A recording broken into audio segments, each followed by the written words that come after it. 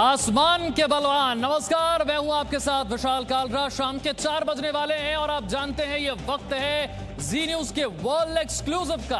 और आज world exclusive में एक बहुत बड़ी खबर आपके लिए। ये खबर भारतीय वायुसेना को आसमान में बलवान बनाने वाली खबर है।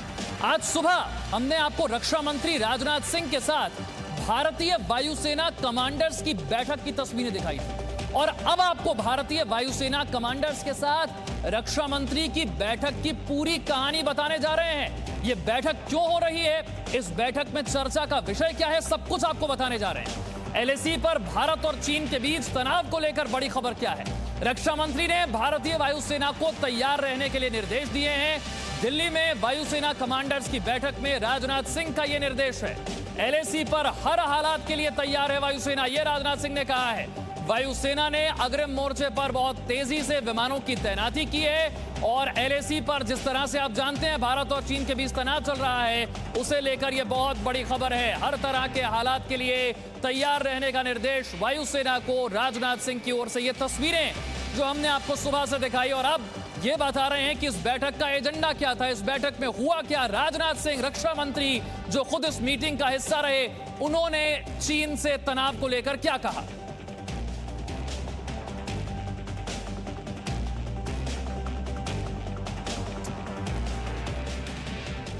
और इस पर चर्चा के लिए हमारे साथ दो खास मेहमान जोड़ रहे थे, आपसे कराएंगे। लेकिन उससे पहले इस मीटिंग का एजेंडा क्या था, इस मीटिंग में क्या हुआ, हमारे दो संवाददाता हमारे साथ हैं। सबसे पहले सिद्धांत सिब्बल, रक्षा मंत्री राजनाथ सिंह की हमने तस्वीरें देखी, क्या मैसेज रक्षा मंत्री की तरफ से? एक मैसेज चाइना को और पाकिस्तान दोनों को एक तरफ से कि भारत की जो वायुसेना है वो रेडी है किसी भी इवेंचुअलिटी के लिए। हमने जो स्टेटमेंट देखी है जो डिफेंस मिनिस्ट्री ने रिलीज करी है, उसमें फोकस था कि कैसे जो वायुसेना है रेडी है। और उसके अंदर बताया कि जो रक्षा मंत्री हैं उन्होंने जिक्र करा बालाकोट स्ट्राइक्स का और कहा कि कैसे जो इंडियन एयरफोर्स है वो फॉरवर्ड पोस्ट में इस वक्त तैनात हो रखी है, क्योंकि हमने देखा जो डेवलपमेंट हुई है ईस्टर्न लद्दाख में। इसमें थोड़ा कॉन्टेक्स्ट देना चाहूंगा मैं आपको। हमने एक खबर ब्रेक करी थी कल यहीं जी मीडिया पर कि जो फिंगर 5 है पैंगोंग लेक में, वहां पे जो चीनी सेना है वो हट नहीं रही है। थोड़ा थिनिंग जो हो रहा है वो स्लो हो रहा है। मैं आपको बता दूं कि 6 जून को जो भारत और चीन के बीच में कंसेंसस हुआ था, उसके बाद चीन ने अपने कमिटमेंट्स फॉलो अप नहीं करे और उसकी वजह से ही कहीं ना कहीं हमने देखा जो वायलेंट फेस ऑफ हुआ, जो क्लैश हुआ गलवान वैली में,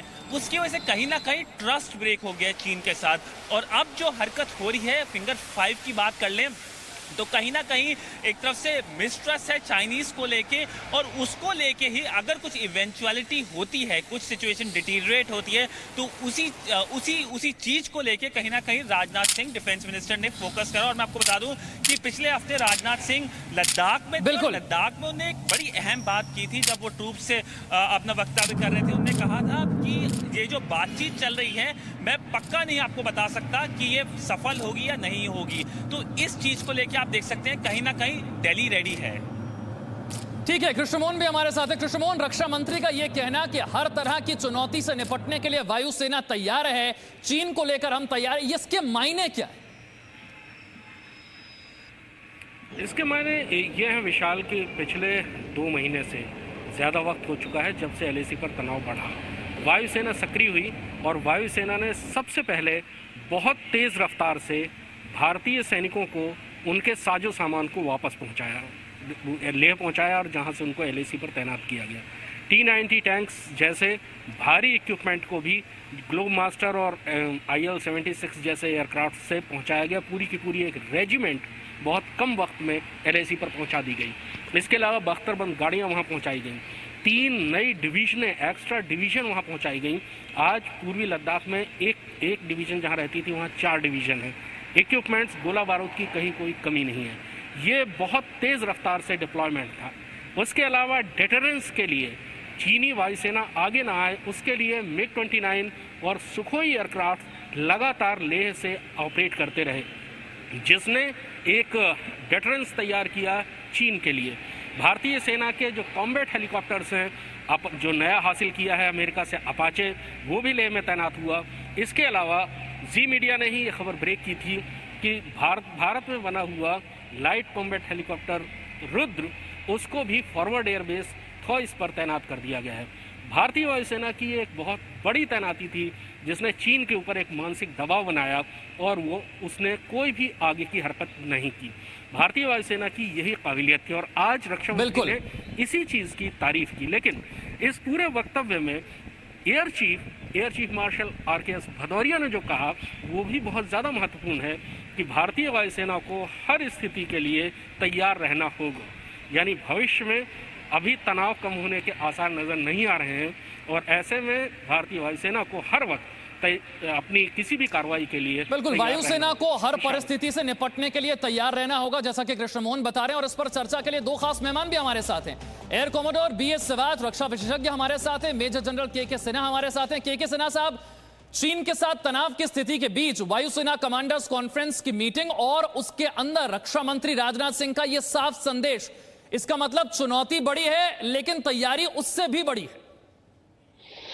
देखिए, चुनौती तो बड़ी है, जिसको कहते हैं चैलेंजेस, बट चैलेंजेस को अपॉर्चुनिटी में बदलने की जो कार्रवाई चल रही है, मैं ये नहीं मानता कि हम इस चुनौती को सामना करने के लिए जा रहे हैं, उसको अपॉर्चुनिटी में बदलने की कार्रवाई।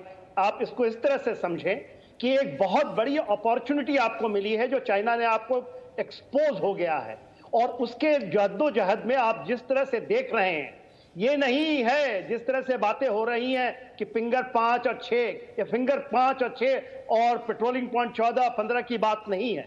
ये बात बहुत बड़ी है और भारत इसको अपॉर्चुनिटी में बदलना चाहता है और अपॉर्चुनिटी में बदल रहा है।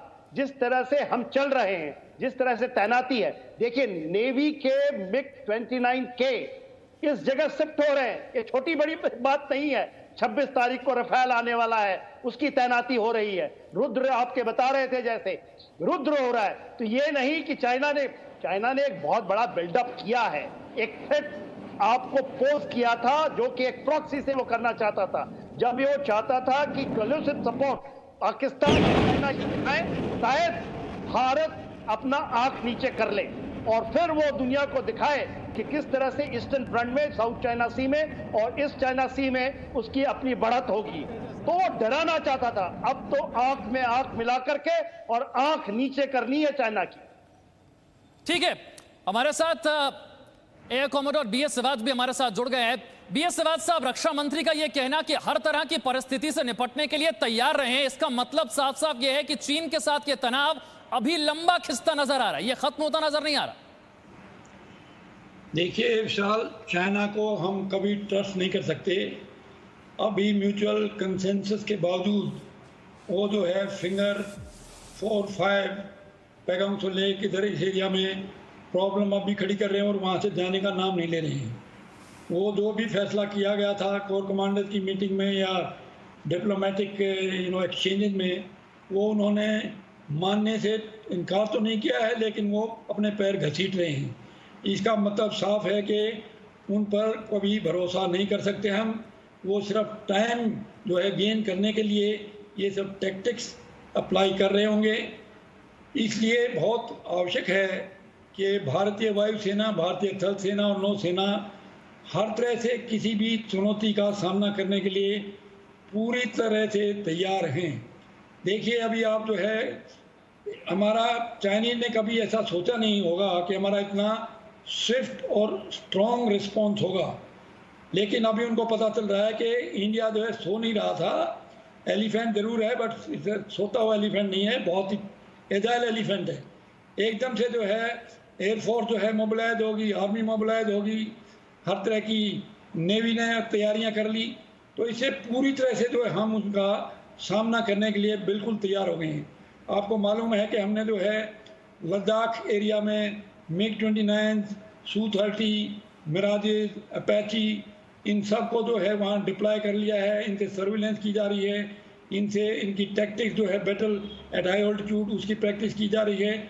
और ये मैसेज बहुत ही मजबूती से चाइना को भेजा जा रहा है कि हम हर तरह से आपका मुकाबला करने के लिए तैयार हैं और हम के साथ खट्टे करने के लिए भी काफ़ी पूरी तरह से काबिल हैं।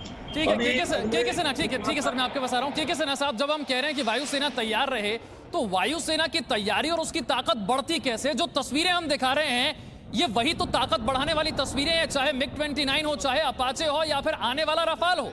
यही तो ताकत बढ़ा रहे हैं वायुसेना की। जरा बताइए कि ताकत कितनी बड़ी है इनके आने से। देखिए विशाल, देखिए भारत का, भारतीय वायुसेना का, और जब हम चाइना की बात करते हैं, चाहे कल्यूसिव सपोर्ट यदि आप पाकिस्तान का लें, तो उसके ऊपर भारतीय वायुसेना 20 पड़ती है, भले ही चाइना 19 होगी। हमें आपका जो टेरेन का एडवांटेज बहुत बड़ा है। हम जो पे लोड लेकर उड़ते हैं, जो हमारी फॉरवर्ड एयरफील्ड से हमारी फुल लोड के साथ हम जाते हैं ना, जो कि काबिलियत नहीं रखती है। चाइना की जो एयर पावर है वो अपनी से 1/3 हिस्सा लेके उड़ सकती है, और इस जगह में उसके जो बेसेस हैं बहुत पीछे हैं। आप एकदम फॉरवर्ड में बैठे हैं और बहुत एजाइल हैं।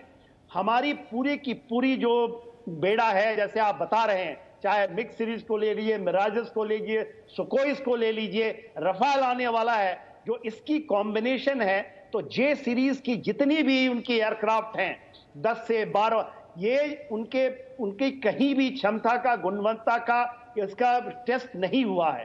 तो इसमें 20 पड़ती है हमारी वायुसेना। जब उसका कॉम्बिनेशन होता है थल सेना के साथ, और जब अटैक हैप्टर्स प्लस जो हमारी पार करने की क्षमता है, एंटी टैंक कैपेबिलिटी है, तो ये एक बहुत कॉम्प्रिहेंसिव पावर है। और ये पावर आप ऐसा नहीं कि हम केवल मुंह तोड़ जवाब या कोई डिफेंसिव तरीके से गए हैं।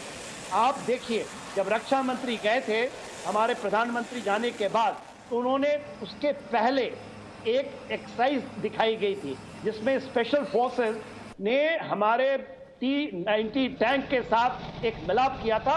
वो डिफेंसिव एक्सरसाइज नहीं है, वो ऑफेंसिव एक्सरसाइजेस हैं। तो चाइना को एब्सोल्युटली क्लियर मैसेजिंग है कि हम आपको नहीं छोड़ेंगे। मैं आपको फिर बताता हूं, ये बात पेगेंट्सो का नहीं है, ये बात गलवान का नहीं है, ये बात आपका देप्सांग का नहीं है।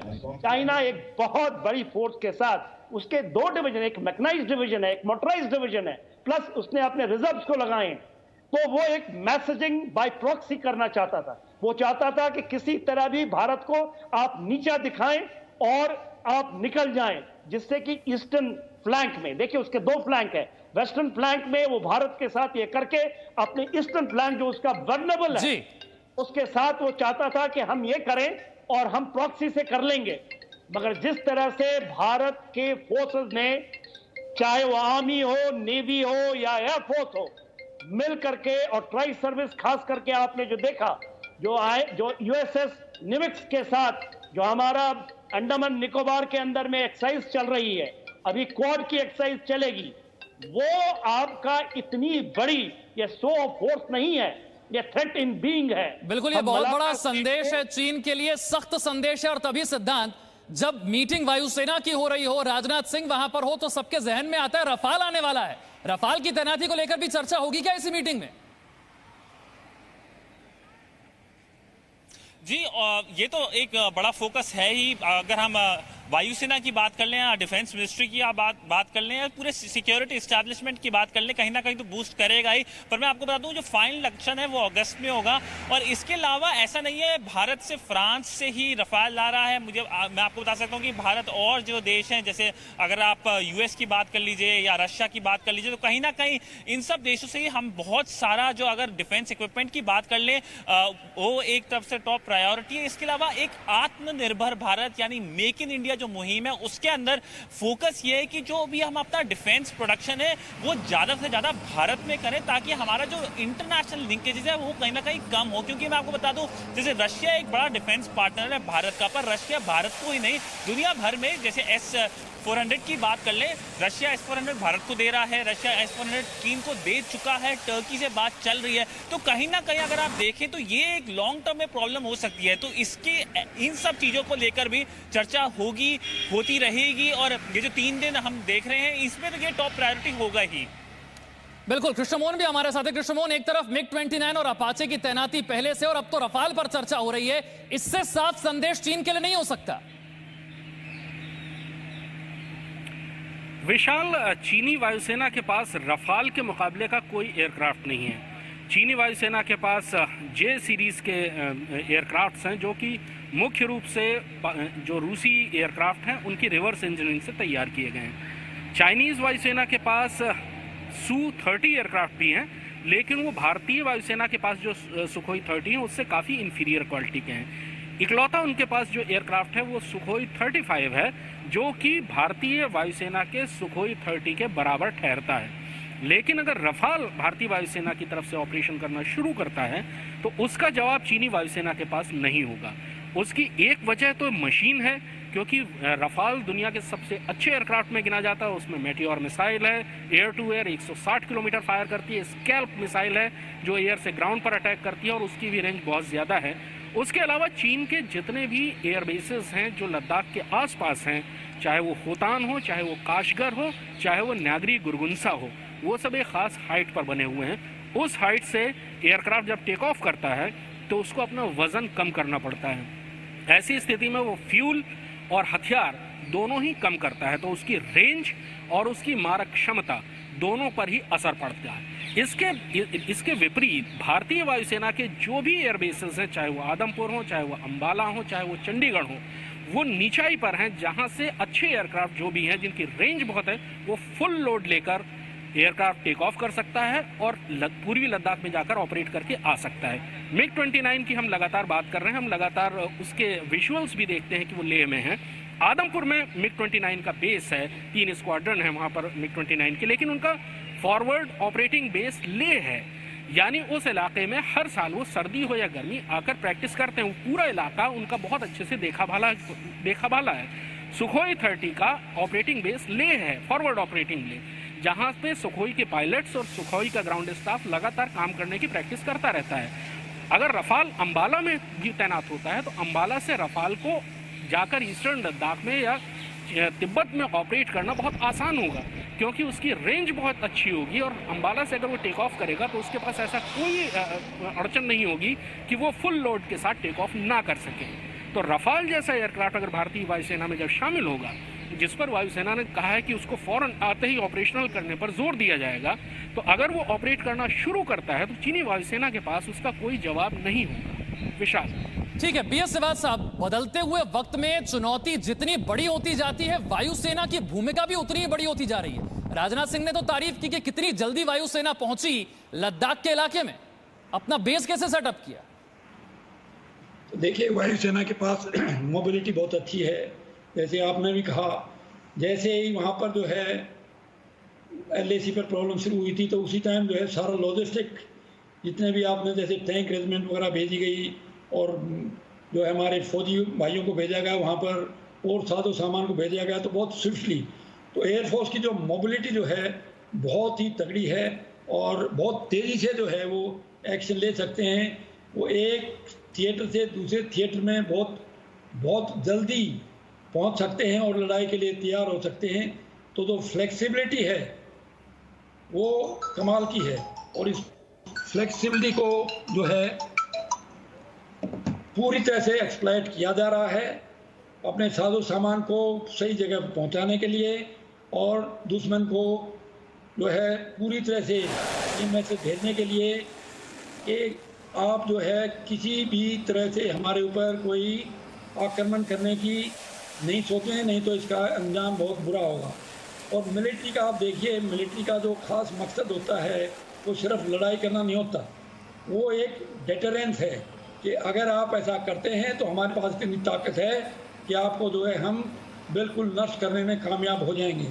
तो जब तक बिल्कुल यही बड़ा संदेश है, जैसा कि BS सिवाज कह रहे हैं, कि सिन्हा कह रहे हैं, सिद्धांत और कृष्ण मोहन हमें बता रहे हैं। बहुत बहुत शुक्रिया आप सभी का हमारे साथ जुड़ने के लिए। ये जो तस्वीरें आपने देखी और उससे पहले राजनाथ सिंह की जो तस्वीरें आपने देखी, जो वायुसेना की कमांडर्स कॉन्फ्रेंस में शामिल हुए, वायुसेना को साफ साफ निर्देश दिया हर तरह की स्थिति से निपटने के लिए वायुसेना तैयार रहे। ये बहुत बड़ा मैसेज है चीन के लिए। Presenting B News app available on Google Play and App Store. Download it now.